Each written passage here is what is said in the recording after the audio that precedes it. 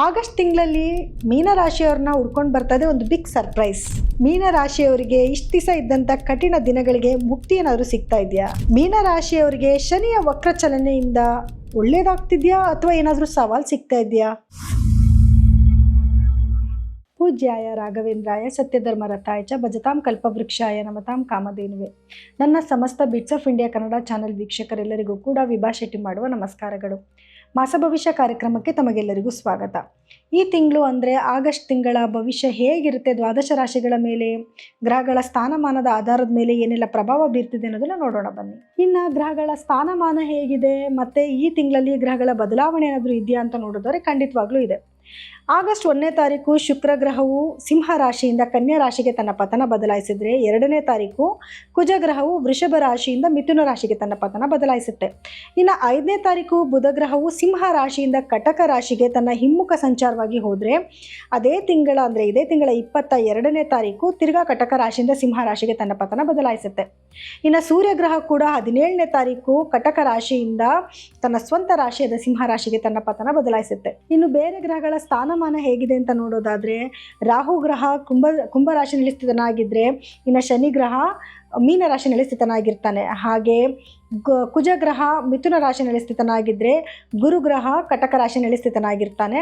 ಅದೇ ರೀತಿಯಲ್ಲಿ ಕೇತು ಗ್ರಹ ಸಿಂಹ ರಾಶಿಯಲ್ಲಿ ಸ್ಥಿತನಾಗಿದ್ದರೆ ಅದೇ ಜಾಗಕ್ಕೆ ಸೂರ್ಯನು ಕೂಡ ಬಂದು ಸೇರ್ತಾನೆ. ಹಾಗೆ ಇನ್ನು ಕನ್ಯಾ ರಾಶಿಯಲ್ಲಿ ಶುಕ್ರ ಗ್ರಹ ಸ್ಥಿತನಾಗಿರ್ತಾನೆ. ಇನ್ನು ಹಾಗಿದ್ರೆ ದ್ವಾದಶ ರಾಶಿಗಳ ಮೇಲೆ ಇದರಿಂದ ಏನೆಲ್ಲ ಪ್ರಭಾವ ಬೀರ್ತಿದೆ, ಏನೆಲ್ಲ ಫಲಗಳನ್ನ ನಾವು ಅನುಭವಿಸ್ಬೋದು ಅನ್ನೋದನ್ನ ನೋಡೋಣ ಬನ್ನಿ. ಮೀನ ರಾಶಿಯವರಿಗೆ ಆಗಸ್ಟ್ ತಿಂಗಳ ಭವಿಷ್ಯ ಹೇಗಿರುತ್ತೆ ಅಂತ ನೋಡಿದ್ರೆ, ನೋಡಿ, ಮೀನ ರಾಶಿಯವರಿಗೆ ಶನಿ ಲಗ್ನದಲ್ಲೇ ಸಂಚಾರ ಮಾಡ್ತಾ ಇದ್ದಾನೆ. ಈಗ ವಕ್ರ ಚಲನೆ ಕೂಡ ಶುರುವಾಗಿದೆ. ಗುರು ದೃಷ್ಟಿ ಕೂಡ ಲಗ್ನದ ಮೇಲೆ ಬಿದ್ದಿದೆ. ಗುರುಬಲ ಬಂದಿದೆ. ಗುರುಬಲದ ಉಪಯೋಗಗಳು ಕೂಡ ಆಗ್ತಾ ಇದೆ. ಯಾವ ರೀತಿಯಾದದ್ದು? ಮನೆ ಶುಭ ಕಾರ್ಯಗಳಾಗುವಂಥದ್ದು, ಮದುವೆ ಮಾತುಕತೆಗಳಾಗುವಂಥದ್ದು, ಮನೇಲಿ ಯಾವುದಾದ್ರೂ ಹೋಮ ಹವನ ಈ ರೀತಿಯಾದ ಶುಭ ಸಮಾರಂಭಗಳು ನಡೀತಾ ಇರೋದು. ಇದರಿಂದ ಹ್ಯಾಪಿನೆಸ್ ಜಾಸ್ತಿ ಆಗ್ತಿದೆ, ಜೊತೆಗೆ ಖರ್ಚು ಅಷ್ಟೇ ಜಾಸ್ತಿ ಆಗ್ತಿದೆ. ಖರ್ಚು ಏನಕ್ಕೆ ಜಾಸ್ತಿ ಆಗ್ತಿದೆ? 12ರಲ್ಲಿ ರಾಹು ಕೂತ್ಕೊಂಡಿದ್ದಾನೆ. ಯಥೇಚ್ಛವಾಗಿ ಖರ್ಚು ಮಾಡಿಸ್ತಿರ್ತಾನೆ. ಅಯ್ಯೋ ತುಂಬ ದಿವಸ ಕಷ್ಟಪಟ್ಟಿದೆ, ಇವತ್ತೇನೋ ಮನೇಲಿ ಶುಭ ಕಾರ್ಯ ಆಗ್ತಿದೆ, 10 ರೂಪಾಯಿ ಖರ್ಚು ಮಾಡೋ ಜಾಗದಲ್ಲಿ 100 ರೂಪಾಯಿ ಖರ್ಚು ಮಾಡು ಅಂತ ಹೇಳಿಸ್ತಾನೆ. ಅಯ್ಯೋ ಇವತ್ತಿಲ್ವಾ, ಸಾಲ ಮಾಡ್ಕೋ, ಫಸ್ಟ್ ತಗೋ, ಫಸ್ಟ್ ಕೆಲಸ ಮಾಡು ಅಂತ ಹೇಳಿಸ್ತಾನೆ. ನೀವು ಅದೇ ರೀತಿ ನಿಮಗೆ ಕೈ ಇಟ್ಟಿದ್ದ ಜಾಗದಲ್ಲೆಲ್ಲ ಕೆಲಸ ಆಗ್ತಾ ಇರುತ್ತೆ, ನಿಮಗೆ ಸಾಲಗಳು ಸಿಗ್ತಾ ಇರುತ್ತೆ. ಸೊ ಹ್ಯಾಪಿಯಾಗೆಲ್ಲ ಮಾಡ್ತಾ ಇರ್ತೀರ. ಆದರೆ ಒಂದು ಸ್ವಲ್ಪ ದಿವಸ ಕಳೆದ ಮೇಲೆ ಈ ಸಾಲಗಳೆಲ್ಲ ತಲೆ ಮೇಲೆ ಬಂತಲ್ಲ ಅಂತ ಯೋಚನೆ ಕೂಡ ಮಾಡೋ ಪರಿಸ್ಥಿತಿ ಬರುತ್ತೆ. ಯಾಕೆ ಅಂದರೆ ನಿಮ್ಮ ರಾಶಿಲಿರುವಂತಹ ಶನಿ ಗ್ರಹ ವಕ್ರ ದೃಷ್ಟಿಯಿಂದ 12ನೇ ಮನೆಯನ್ನು ನೋಡ್ತಾ ಇರೋದ್ರಿಂದ ಖರ್ಚು ಜಾಸ್ತಿ ಆಗುತ್ತೆ. 12ನೇ ಮನೇಲಿ ರಾಹು ಕೂಡ ಇರೋದ್ರಿಂದ, ರಾಹು ಮೇಲೆ ದೃಷ್ಟಿ ಬೀಳೋದ್ರಿಂದ ಇನ್ನೊಂದಷ್ಟು ಖರ್ಚು ಜಾಸ್ತಿ ಆಗುವಂಥದ್ದು, ನೆಮ್ಮದಿ ಇರಲ್ಲ, ನಿದ್ದೆನಲ್ಲಿ ಸ್ವಲ್ಪ ಪ್ರಾಬ್ಲಮ್ಸ್ ಆಗುವಂಥದ್ದು, ಶಯನ ಸುಖ ಇರೋದಿಲ್ಲ, ಹ್ಯಾಪಿನೆಸ್ ಇರೋದಿಲ್ಲ ಜೀವನದಲ್ಲಿ. ಮೊದಲೇ ಶನಿ ಲಗ್ನದಲ್ಲಿರೋದ್ರಿಂದ ಲೇಜಿನೆಸ್ ಬೇರೆ, ಬೇಗ ಬೇಗ ಕೆಲಸಗಳನ್ನ ಮಾಡೋಕ್ಕಾಗ್ತಾಯಿಲ್ಲ. ಒಳ್ಳೆ ಅವಕಾಶಗಳು ಬಂದರೂ ಕೂಡ ಅಯ್ಯೋ ಆಮೇಲೆ ಹೋಗೋಣ ಅನ್ನೋ ಮನಸ್ಥಿತಿ ಬೇರೆ ಬೆಳೆಸ್ಕೊಂಡ್ಬಿಟ್ಟಿರ್ತೀರ. ಅದನ್ನೆಲ್ಲ ನೀವು ಕಮ್ಮಿ ಮಾಡ್ಕೊಂಡು ಹೋಗಬೇಕು. 4ನೇ ಮನೆಯಲ್ಲಿ ಕುಜನ ಸಂಚಾರ ಇರೋದ್ರಿಂದ ಭೂಮಿಯಿಂದ ಲಾಭಗಳಾಗುವಂಥದ್ದು, ಭೂಮಿ ವ್ಯವಹಾರಗಳೇನಾದ್ರು ತೊಗೊಳ್ಳೋದು ಕೊಡೋದು, ಈ ವ್ಯವಹಾರ ಮಾಡ್ತಿದ್ರೆ ಅಂದರೆ ಅದರಲ್ಲಿ ಸಕ್ಸಸ್ನ ನೀವು ಖಂಡಿತ ನೋಡ್ತೀರಾ.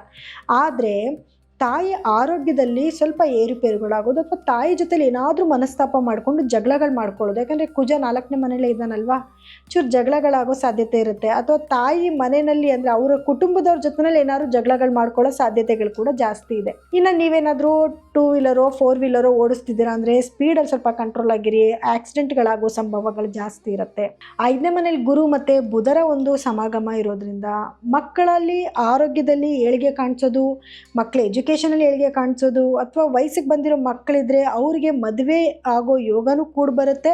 ಅಥವಾ ಮಕ್ಕಳಾಗಿಲ್ಲ, ತುಂಬ ದಿವಸದಿಂದ ಒದ್ದಾಡ್ತಾ ಇದ್ದಾರೆ ಅಂದರೆ ಮಕ್ಕಳಾಗೋ ಯೋಗನೂ ಕೂಡ ಬರುತ್ತೆ. ಇನ್ನು 6ನೇ ಮನೆ ಅಂತ ನೋಡೋಕೆ ಬಂದಾಗ ಕೇತು ಮತ್ತು ಸೂರ್ಯರು ಇಷ್ಟು ದಿವಸ 5ನೇ ಮನೆಯಲ್ಲಿದ್ದಂಥ ಸೂರ್ಯ 17ನೇ ತಾರೀಕಿನ ನಂತರ 6ನೇ ಮನೆಗೆ ಹೋಗ್ತಾನೆ. ಕೇತು ಕೂಡ 6ನೇ ಮನೆಯಲ್ಲೇ ಇರೋದ್ರಿಂದ ಸ್ವಲ್ಪ ಉದ್ಯೋಗದಲ್ಲಿ ಏನು ಸಮಸ್ಯೆಗಳು ಬರ್ತಾಯಿದ್ರು ಕೂಡ ಸೂರ್ಯ ಅಲ್ಲೇ ಬರೋದ್ರಿಂದ ಉನ್ನತ ಅಧಿಕಾರಿಗಳಿಂದ ನಿಮ್ಗೆ ಏನಾದರೂ ಕೆಲಸಗಳಾಗುವಂಥದ್ದು, ಅಥವಾ ನೀವೇನಾದರೂ ಹೈ ಪೋಸ್ಟಿಗೆ ಪ್ರಯತ್ನ ಪಡ್ತಿದ್ರೆ ಕೆಲಸ ಆಗೋದು, ಕಾಂಪಿಟೇಟಿವ್ ಎಕ್ಸಾಮ್ಸ್ ಬರೀತಿದ್ರೆ ಅದರಲ್ಲಿ ವಿನ್ನಿಂಗ್ಸ್ ಆಗುವಂಥದ್ದು, ಅದರಲ್ಲೂ ಗೌರ್ಮೆಂಟ್ ಕೆಲಸಕ್ಕೆ ಏನಾದರೂ ಟ್ರೈ ಮಾಡ್ತಾಯಿದ್ರೆ ಕೆಲಸಗಳಾಗೋ ಸಾಧ್ಯತೆಗಳು ಕೂಡ ಜಾಸ್ತಿ ಇರುತ್ತೆ.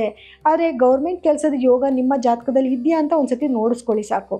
ಇನ್ನು ನಿಮಗೆ 7ನೇ ಮನೆಯಲ್ಲಿ ಶುಕ್ರ ನೀಚ ಸ್ಥಾನದಲ್ಲಿ ಕೂತ್ಕೊಂಡಿದ್ದಾನೆ. ನಿಮಗೆ 3ನೇ ಮನೆ ಅಧಿಪತಿ ಮತ್ತು 8ನೇ ಮನೆ ಅಧಿಪತಿ ಕೂಡ ಆಗ್ತಾನೆ.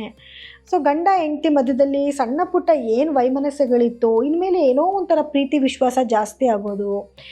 ಜೊತೆಗೇನು ಅಂತಂದರೆ ಒಂಥರ ನಿಮ್ಮ ಲೈಫ್ ಒಂಥರ ರೊಮ್ಯಾಂಟಿಕ್ ಲೈಫ್ ಆಗಿ ಟರ್ನ್ ಆಗೋದು. ಎಲ್ಲರೂ ಹೊರಗಡೆ ಹೋಗೋಣ, ಸುತ್ತಾಡೋಣ, ಸ್ವಲ್ಪ ಹ್ಯಾಪಿಯಾಗಿರೋಣ, ಒಳ್ಳೊಳ್ಳೆ ಬಟ್ಟೆ ಹಾಕ್ಕೊಳ್ಳೋಣ, ಈ ರೀತಿ ಮನಸ್ಥಿತಿ ಚೇಂಜ್ ಆಗುತ್ತೆ. ಅಥವಾ ನಿಮ್ಮ ಸ್ಪೌಸ್ ಯಾರು ಇರ್ತಾರೋ ಅವರು ನಿಮಗೆ ಗೈಡ್ ಮಾಡ್ತಾ ಇರ್ತಾರೆ, ಈ ರೀತಿ ಇರೋಣ ಆ ರೀತಿ ಇರೋಣ ಅಂತ.